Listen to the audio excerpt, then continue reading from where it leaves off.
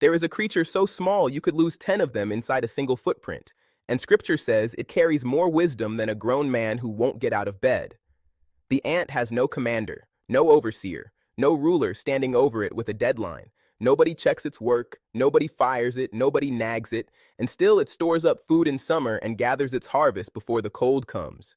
Solomon points to the smallest thing in the field to shame the strongest excuse we own.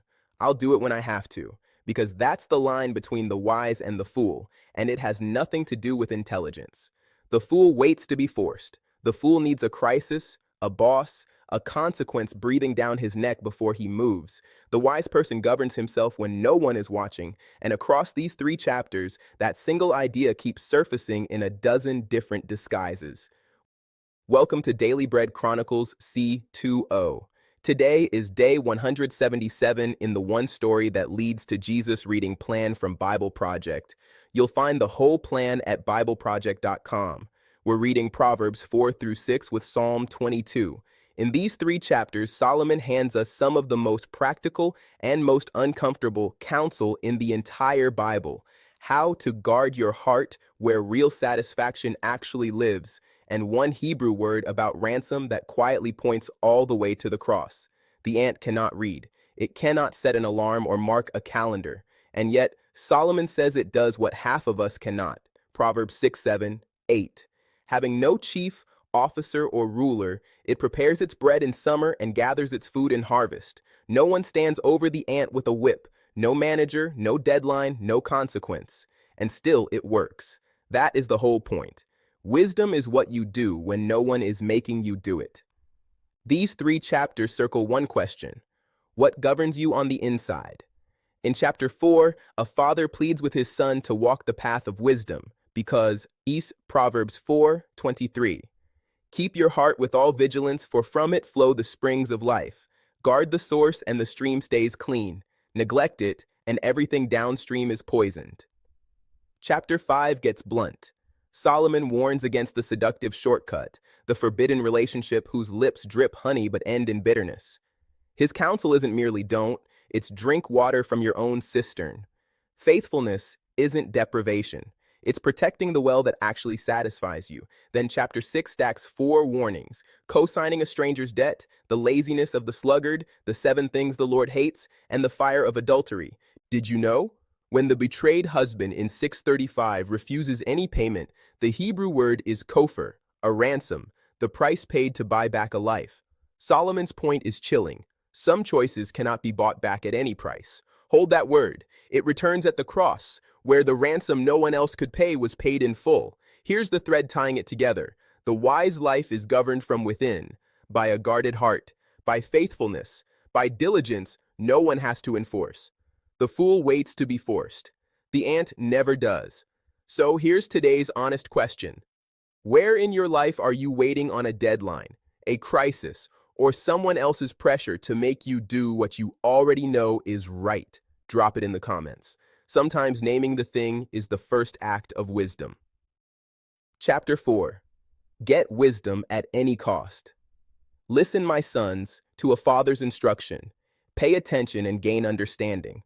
I give you sound learning, so do not forsake my teaching.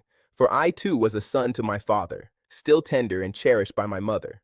Then he taught me, and he said to me, take hold of my words with all your heart. Keep my commands, and you will live. Get wisdom, get understanding. Do not forget my words or turn away from them. Do not forsake wisdom, and she will protect you. Love her, and she will watch over you. The beginning of wisdom is this: get wisdom. Though it cost all you have, get understanding. Cherish her, and she will exalt you. Embrace her, and she will honor you. She will give you a garland to grace your head and present you with a glorious crown. Listen, my son, accept what I say, and the years of your life will be many. I instruct you in the way of wisdom and lead you along straight paths. When you walk, your steps will not be hampered. When you run, you will not stumble. Hold on to instruction. Do not let it go. Guard it well, for it is your life. Do not set foot on the path of the wicked or walk in the way of evildoers. Avoid it. Do not travel on it. Turn from it and go on your way, for they cannot rest until they do evil. They are robbed of sleep, till they make someone stumble. They eat the bread of wickedness and drink the wine of violence. The path of the righteous is like the morning sun, shining ever brighter till the full light of day. But the way of the wicked is like deep darkness. They do not know what makes them stumble. My son, pay attention to what I say. Turn your ear to my words. Do not let them out of your sight. Keep them within your heart, for they are life to those who find them and health to one's whole body. Above all else, guard your heart, for everything you do flows from it. Keep your mouth free of perversity. Keep corrupt talk far from your lips. Let your eyes look straight ahead. Fix your gaze directly before you.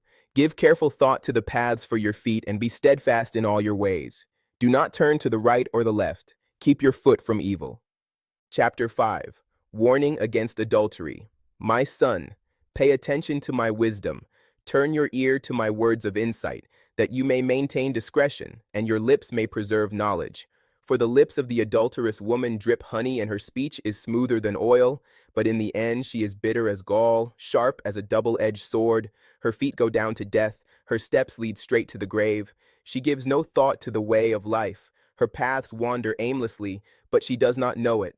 Now then, my sons, listen to me. Do not turn aside from what I say. Keep to a path far from her. Do not go near the door of her house, lest you lose your honor to others and your dignity to one who is cruel, lest strangers feast on your wealth and your toil enrich the house of another. At the end of your life you will groan when your flesh and body are spent. You will say, "How I hated discipline, how my heart spurned correction.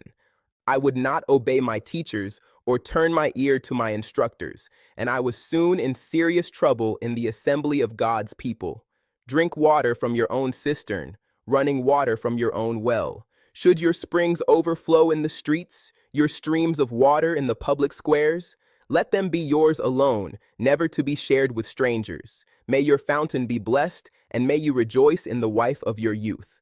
A loving doe, a graceful deer, may her breast satisfy you always. May you ever be intoxicated with her love. Why, my son, be intoxicated with another man's wife? Why embrace the bosom of a wayward woman? For your ways are in full view of the Lord, and he examines all your paths. The evil deeds of the wicked ensnare them.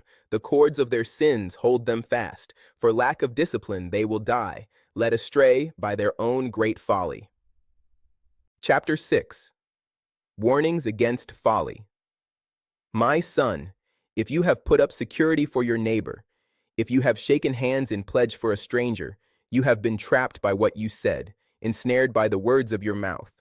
So do this, my son, to free yourself, since you have fallen into your neighbor's hands. Go to the point of exhaustion and give your neighbor no rest. Allow no sleep to your eyes, no slumber to your eyelids. Free yourself like a gazelle from the hand of the hunter, like a bird from the snare of the fowler. Go to the ant, you sluggard. Consider its ways and be wise. It has no commander, no overseer or ruler, yet it stores its provisions in summer and gathers its food at harvest. How long will you lie there, you sluggard? When will you get up from your sleep? A little sleep, a little slumber, a little folding of the hands to rest, and poverty will come on you like a thief and scarcity like an armed man, a troublemaker and a villain, who goes about with a corrupt mouth, who winks maliciously with his eye, signals with his feet and motions with his fingers, who plots evil with deceit in his heart. He always stirs up conflict. Therefore disaster will overtake him in an instant. He will suddenly be destroyed without remedy. There are 6 things the Lord hates, 7 that are detestable to him: haughty eyes, a lying tongue, hands that shed innocent blood, a heart that devises wicked schemes, feet that are quick to rush into evil, a false witness who pours out lies, and a person who stirs up conflict in the community. Warning against adultery. My son, keep your father's command and do not forsake your mother's teaching. Bind them always on your heart. Fasten them around your neck. When you walk, they will guide you. When you sleep, they will watch over you. When you awake, they will speak to you. For this command is a lamp, this teaching is a light, and correction and instruction are the way to life, keeping you from your neighbor's wife, from the smooth talk of a wayward woman. Do not lust in your heart after her beauty or let her captivate you with her eyes. For a prostitute can be had for a loaf of bread, but another man's wife preys on your very life. Can a man scoop fire into his lap without his clothes being burned? Can a man walk on hot coals without his feet being scorched? So is he who sleeps with another man's wife. No one who touches her will go unpunished. People do not despise a thief if he steals to satisfy his hunger when he is starving. Yet, if he is caught, he must pay sevenfold, though it costs him all the wealth of his house. But a man who commits adultery has no sense. Whoever does so destroys himself. Blows and disgrace are his lot, and his shame will never be wiped away. For jealousy arouses a husband's fury, and he will show no mercy when he takes revenge. He will not accept any compensation. He will refuse a bribe, however great it is. Thank you for spending part of your day in God's Word with me. If this reading is feeding your soul, please like, subscribe, and share it with someone who needs it today. Tomorrow we continue in Proverbs, chapters 7 through 9, with Psalm 23.